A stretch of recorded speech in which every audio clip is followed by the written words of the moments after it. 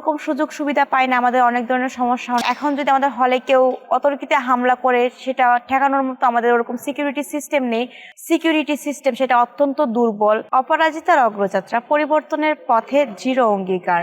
প্রিয় হলবাসী, নারীর কণ্ঠে জবির জাগরণ। আসসালামু আলাইকুম, আমি সাদিয়া সুলতানা নেলি আসন্ন যক্ষ নির্বাচনে হল সংসদে অপরাজিতার অগ্রযাত্রা প্যানেল থেকে জিএস পদে প্রার্থী হচ্ছি। প্রার্থী হওয়ার পেছনে আমার কিছু কারণ অবশ্যই আছে। আপনারা দেখবেন জগন্নাথ বিশ্ববিদ্যালয় অন্যান্য বিশ্ববিদ্যালয় থেকে একদম আলাদা। ঠিক এই কারণে যে আমরা অন্যান্য বিশ্ববিদ্যালয়ের মতো ওরকম সুযোগ সুবিধা পাই না, আমাদের অনেক ধরনের সমস্যা, অনেক ধরনের ল্যাকিংসের সম্মুখীন আমরা প্রতি মুহূর্তে হই।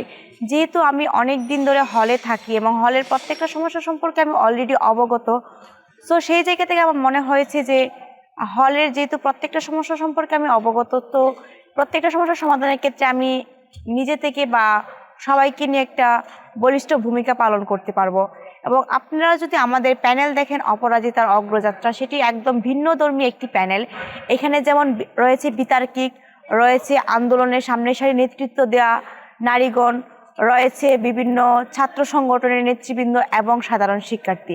আমাদের প্যানেল টানা তৃতীয়বার অর্জন করেছে দেশের সেরা সুপার ব্র্যান্ড স্বীকৃতি বসুন্ধরা টিস্যু।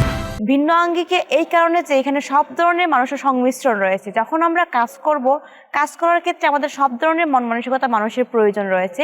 ঠিক সেই জায়গা থেকে আমাদের প্যানেলটি অন্যান্য সব ধরনের সংগঠনের দিকে একদম ভিন্ন।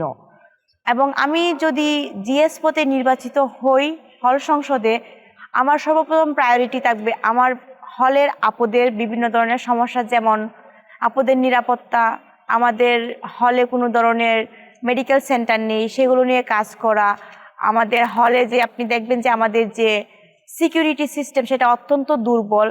যেমন আমাদের এখন যদি আমাদের হলে কেউ অতর্কিতে হামলা করে সেটা ঠেকানোর মতো আমাদের ওরকম সিকিউরিটি সিস্টেম নেই। সো আমি যদি নির্বাচিত হই সেই সিকিউরিটি সিস্টেম নিয়ে কাজ করব। আলটিমেটলি আমার কাজ হলো সাধারণ শিক্ষার্থীদের পক্ষে, ওনাদের চাওয়া নিয়েই আসলে মূলত আমার কাজ।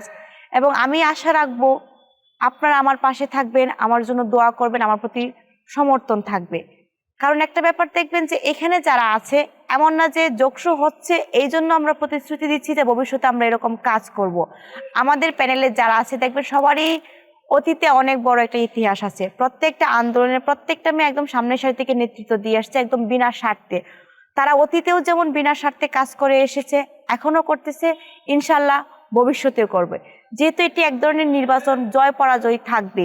জয় পরাজয় যাই আসুক না কেন, আমাদের ফুল প্যানেল সবসময় সাধারণ শিক্ষার্থীদের পক্ষে ছিল, এখনো আছে, ভবিষ্যতেও থাকবে।